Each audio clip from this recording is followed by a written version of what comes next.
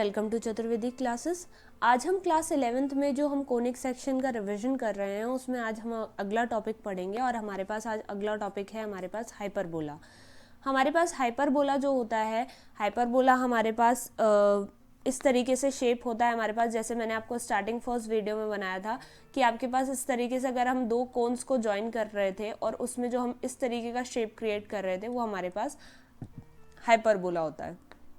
यहाँ पे हमने इसको एक्सेस पे ड्रॉ किया है। ये हमारे पास दो टाइप के हाइपरबोला है, एक हमारे पास हॉरिजॉन्टल हाइपरबोला है जो हमारी एक्स एक्सिस पे बन रहा है, और वर्टिकल हाइपरबोला जो है वो हमारे पास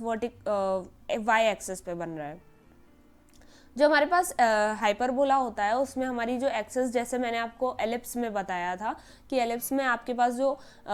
मेजर एक्सिस होती है और माइनर एक्सिस होती है, यहाँ पर हम मेजर एक्सिस को ट्रांसवर्स एक्सिस भी बोल सकते हैं और माइनर एक्सिस को आप यहाँ पर आपका मेजर एक्सिस जो है उसको आप यहाँ पर आपका जो माइनर एक्सिस है उसको आप कॉन्जुगेट एक्सिस भी बोल सकते हैं। जो मेजर एक्सिस होती है वो हमेशा जो पॉइंट मतलब जो आपके फोकस होते हैं वो पॉइंट्स आपके जिस पर हैं वो हमेशा आपकी मेजर एक्सिस होगी। तो यहाँ पर मैंने नोट में लिखा भी है कि major axis is always that axis where focus point आपके लाई करेंगे। जिस भी एक्सिस पे आपके फोकस पॉइंट लाई करेंगे वही आपकी मेजर एक्सिस होगी। तो अगर आप जैसे आपने ऊपर ये वाला हॉरिजॉन्टल में देखा था तो यहाँ पर ये वाली जो एक्सिस है वो आपकी ट्रांसवर्स या मेजर एक्सिस है, और जब आप वर्टिकल में देखेंगे तो वर्टिकल में आपके फोकस इस पे लाई करने लगेंगे, इसीलिए ये आपकी बन जाएगी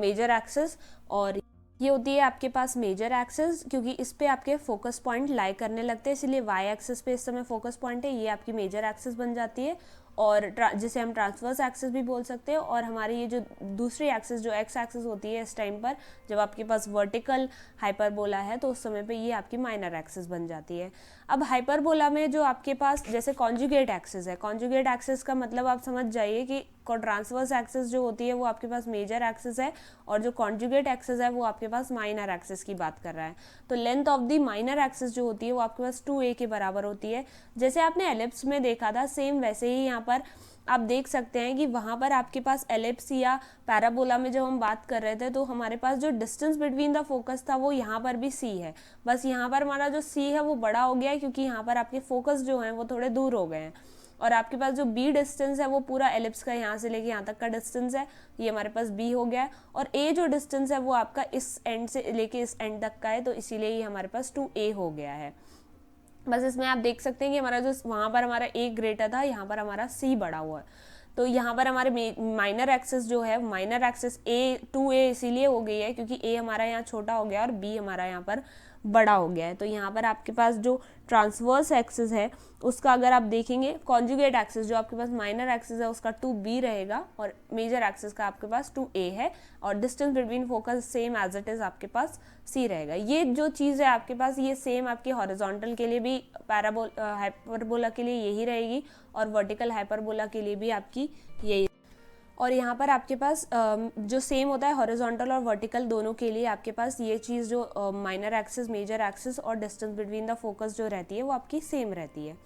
फिर इसके बाद आप जैसे आप relationship between A B C आपने एलिप्स में निकाला था, पिछले वीडियो में मैंने आपको बताया था, वैसे ही यहाँ पर भी relationship between A B C निकालते हैं। तो यहाँ पे जैसे वहाँ पर जो हमारा रिलेशन था वो बन रहा था हमारा a square plus B square plus C square, ये हमारा एलिप्स में रिलेशन था। इसी तरीके से यहाँ पर आप देख सकते हैं कि a स्क्वायर की जगह पर यहाँ पर सी स्क्वायर आ गया, जैसे मैं आप देख सकते हैं कि c यहाँ पर आपका ग्रेटर देन पार्ट हो गया है एज कम्पेयर टू a आपका छोटा हो गया है। तो यहाँ पे C square is equals to A square plus B square relation बनता है आपका ए बी सी और के बीच में फॉर द हाइपरबोला।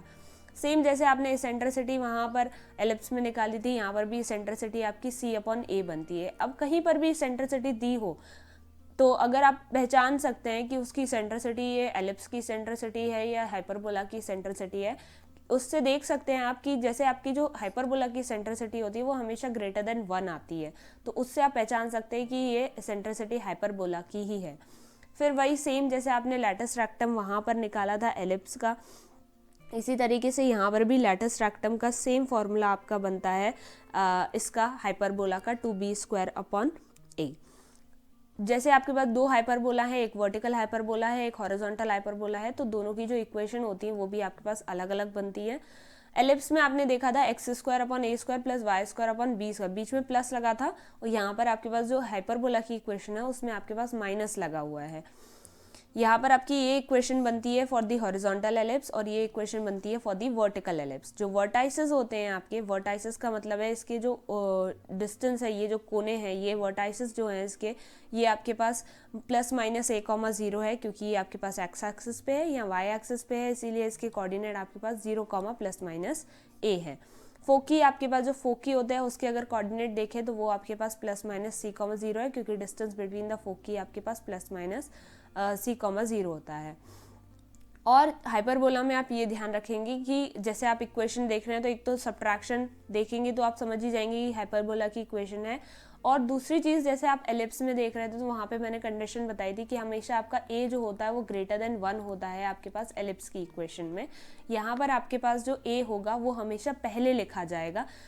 दोनों ही इक्वेशन में आप देख सकते हैं कि a हमेशा आपका पहला लिखा जाएगा, तो इसीलिए आप इक्वेशन को देख के समझ सकते हैं कि एलिप्स की इक्वेशन है कि हाइपरबोला की इक्वेशन है, क्योंकि एलिप्स में वहाँ पे प्लस लिखा रहता है, यहाँ माइनस है, और दूसरी चीज़ वहाँ पर a हमेशा बड़ा रहता है b से। यहाँ पे a ग्रेटर देन b की कंडीशन तो नहीं है, बट हमेशा a पहले ही लिखा जाएगा b से। तो ये आपके पास हाइपरबोला के सारी चीज़ें, वो सारे फॉर्मूला मैंने आपको बता दिया है, जिससे आपकी एक्सरसाइज 11.4 और उसके सारे एग्जाम्पल आपके ईजिली सॉल्व हो जाएंगे। फिर भी अगर आपको किसी भी क्वेश्चन में कहीं पर भी डाउट आता है तो आप वीडियो के एंड में व्हाट्सएप नंबर है उस पर अपना डाउट भेज सकते हैं। Thank you.